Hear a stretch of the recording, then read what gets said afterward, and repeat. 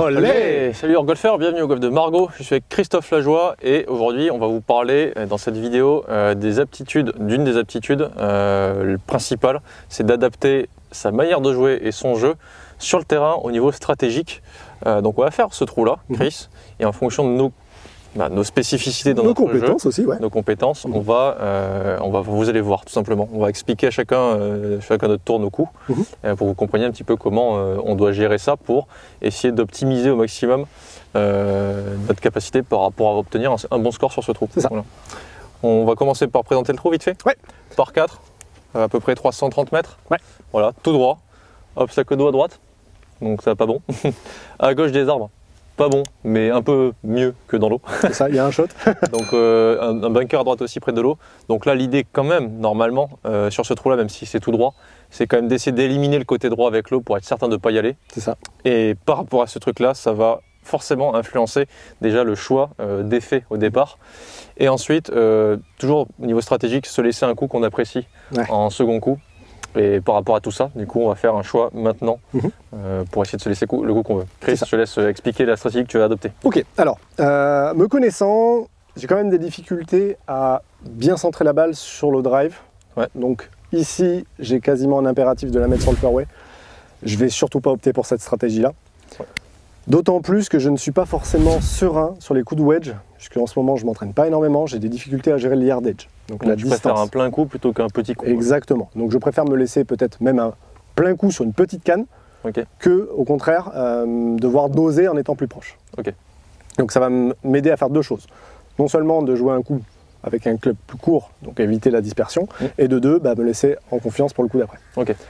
Donc pour ça, je pense que là, on a quoi? On a dit 330. Je vais essayer de me jouer un coup aux alentours des 200-210 mètres au départ. Pour ensuite me laisser un plein coup de gap wedge ou de pitch. Ta trajectoire naturelle, c'est quoi? C'est plutôt le draw, qui a quand même tendance à se transformer en hook, donc les mettre facilement à gauche. Donc pour moi, en termes de stratégie de départ, je ne vais pas m'orienter sur la partie gauche, je vais jouer milieu droit du fairway. Donc là, en fait, finalement, tu vises presque l'eau, mais tu préfères parier sur le fait que je risque de rater plus souvent à gauche qu'à droite. Voilà, donc tu vas parier sur ton effet, qui va sortir beaucoup plus souvent que sur une trajectoire imposée qui devrait normalement être stratégiquement sur ce trou plutôt un fade normalement. Après, je vais aussi tout de suite jouer sur la position de mon tee au départ. On le sait, la plupart du temps, lorsqu'on se place plutôt du côté gauche du départ, on a plutôt tendance à s'ouvrir la partie droite. Moi, je ne veux pas m'ouvrir la partie droite, mais un petit peu quand même. Donc pour le coup, je ne vais pas me mettre soit d'un côté ou de l'autre du départ, je vais plutôt viser sur milieu gauche du départ. Toujours en mettant un tee parce que ça me permet de placer la balle à la hauteur que je veux au départ et de maximiser mes chances. Donc là, en termes de longueur, on est sur un coup de fer 3. Merci Flo. Il connaît bien mes distances. Et donc, on va opter pour un coup où finalement, je vais jouer milieu droit du green et puis laisser faire l'effet. Allez, toujours la petite routine. Là, la balle est en l'air, j'ai pas besoin de toucher le sol. C'est parti.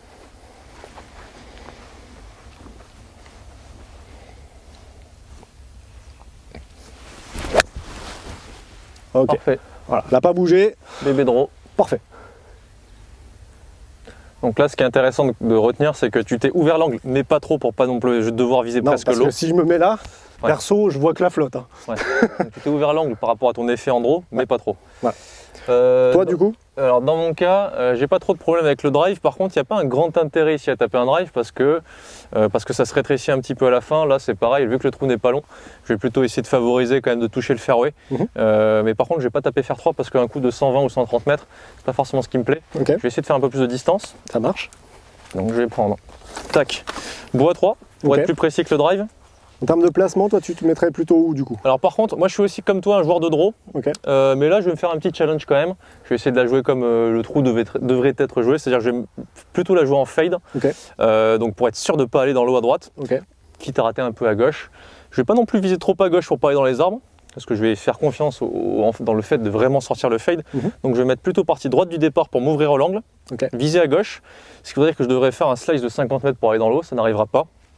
Donc en mettant partie droite, en visant le bord gauche du fairway, si elle ne prend pas d'effet, elle reste partie gauche. Si elle en prend beaucoup, elle sera partie droite. Si elle en prend comme il faut, elle sera au milieu.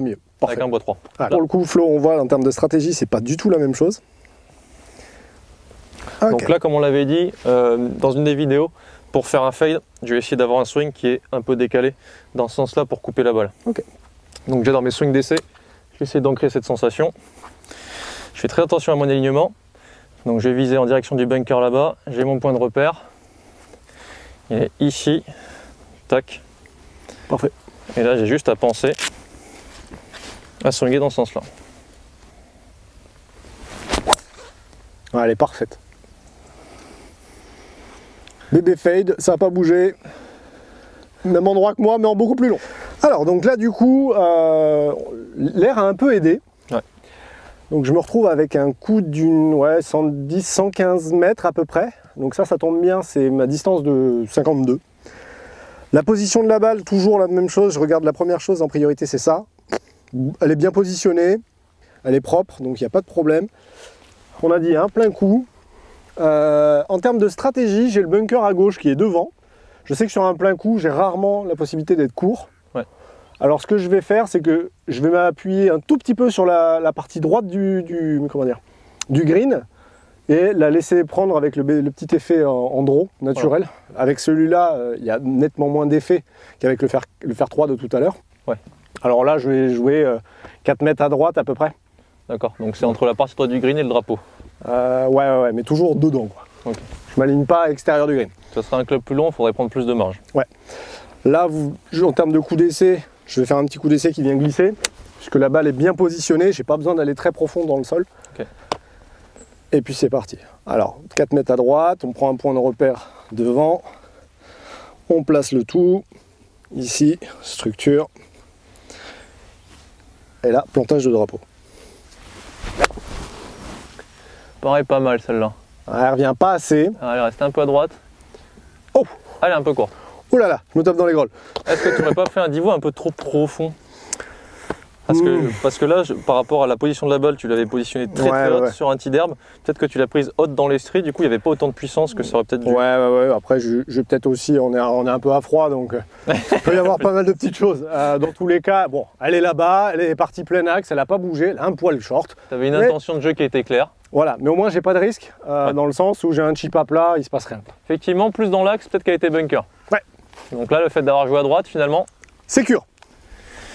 Donc Chris, avec mon coup de bois 3, je suis plus proche que ta balle, ce qui est logique. Donc le petit risque à la mise en jeu va me rendre le second coup un peu plus simple.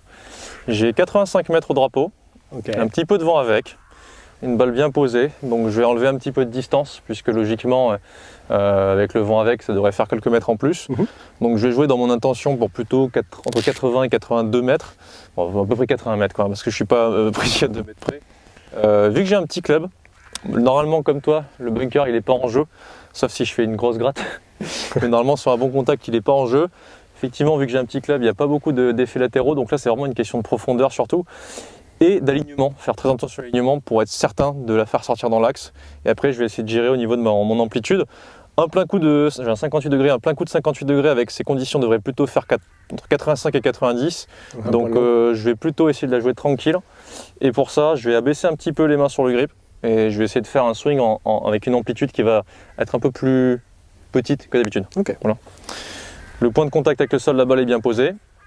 Un petit peu haute sur l'herbe, donc je ne vais pas être trop incisif pour pas faire, je pense, peut-être la même erreur que toi, on ne sait pas trop, mais pour pas la prendre trop haute sur l'estrie. Qui a dit que c'était une erreur? Non mais...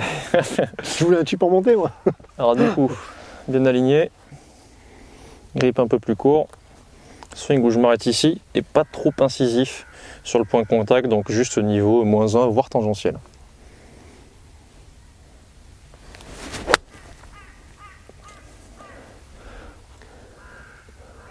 Ok, elle est un peu à droite, mais elle est pile à hauteur, et ça c'est bien. Oh bah oui, carrément. Donc j'ai pas pris de divot, quasiment, j'ai vraiment frôlé l'herbe puisqu'elle était vraiment posée sur un tee d'herbe. Donc je pense que c'est une bonne chose. Je pense que si je la refais en étant vraiment incisif, il peut y avoir des surprises en termes de distance. Donc je pense que j'ai bien fait. Ouais, carrément. Chris, petite conclusion sur ce trou pour essayer de comprendre. Donc là, on a fait vraiment qu'un trou. Normalement, c'est sur les 18 trous, hein, mais tout à fait. Pour essayer de tirer des conclusions de ce qu'on va faire sur le terrain, pour ensuite savoir ce qu'on va bosser au practice. Juste sur le trou qu'on a fait là déjà, on peut remarquer, bon, j'étais un peu plus proche. Je pense que c'est dû au fait d'avoir eu un coup plus proche du green et donc avec plus de chances de la rapprocher du drapeau. De manière générale, c'est quand même plus facile d'être plus proche du drapeau en ayant des coups plus courts. C'est ça. Théorique. Donc c'est-à-dire que si tu avais pu taper une canne plus longue au départ, si tu avais été en confiance avec une canne plus longue, donc du coup tu l'aurais fait, ça aurait certainement aidé. Oui. Donc tu en tires quoi comme conclusion? Moi j'en tire une chose, mais il faut que je travaille en fait mes longues cannes, le driving, de façon à pouvoir me rapprocher. Et ça va tout de suite me demander de travailler un deuxième point qui est important, à savoir mon yardage, donc les distances, et mon wedging. Ouais. Donc si je dois tirer des conséquences, plutôt des axes d'amélioration de ce que j'ai pu voir aujourd'hui sur le terrain, la première c'est pouvoir travailler de façon à pouvoir sortir tout le panel des shots possibles. Et le deuxième, c'est de travailler mes distances de façon à être beaucoup plus proche et beaucoup plus précis par la suite. Ok. Voilà, pour faire très simple. Et toi, Flo? Sur ce trou, je sais pas trop parce que j'ai réussi des bons coups, mais en vrai, si je dois vraiment faire un état général de mon jeu, puisque je le connais quand même, le coup en fade, dans la réalité, il me mettait pas très à l'aise. Je sais que je suis plutôt vraiment un joueur de draw, donc dans tout ce qui va être dog leg vers la droite, donc dans le sens inverse de mon effet. Si tant est qu'il y ait par exemple du vent qui pousse vers la gauche, donc qui accentue mon draw, donc là du coup beaucoup de chances de rater à gauche, je vais devoir certainement jouer des cannes vraiment beaucoup plus courtes pour pouvoir être certain de ne pas terminer à gauche et donc du coup me laisser des cannes plus longues sur les seconds coups ou etc. sur les par 4 par exemple. Ce qui veut dire qu'en fait si je savais vraiment bien maîtriser mon fade, je pourrais avoir plus de possibilités dans certains cas de figure. Et on va rapprocher ça par rapport à un joueur par exemple qui slice. Si vous êtes un slicer, tous les doglegs vers la gauche, vous ne pouvez pas prendre beaucoup de marge parce que votre balle sortant très à gauche, il suffit qu'il y ait par exemple une barrière d'arbre. Même en vous mettant le plus à droite possible sur le départ, vous serez au mieux sur le milieu du fairway, donc vous ne pourrez pas vous rapprocher vraiment de la partie gauche pour essayer de raccourcir le trou. Donc en fait, avoir une tendance, c'est bien de jouer dessus, mais dans certains cas de figure, c'est un peu limitant par rapport à la manière dont doit être joué un trou. Donc même si là j'ai réussi sur ce coup, le fake, je sais que c'est pas mon truc, donc je sais que ça a bossé dans des conditions bien particulières, et voilà. Ouais. Donc en gros, si on doit faire un débrief de la stratégie de parcours d'une manière générale, c'est tenir compte de ses forces et de ses faiblesses, jouer avec ses forces et d'éviter de sortir les faiblesses en compétition. Mais par contre, une fois que vous avez fait ça, c'est être capable de faire votre débrief et d'aller par la suite sur le parcours, sur le practice et sur les zones d'entraînement, de le travailler lors de vos parties d'entraînement pour arriver par la suite à pouvoir le sortir une fois que vous êtes suffisamment serein, au moins 7 fois sur 10 en termes de réussite, on en reparle tout le temps, pour le sortir en compétition. Ouais. En fait, c'est difficile de faire un petit résumé de stratégie, c'est tellement plus complexe et tellement plus riche que ça.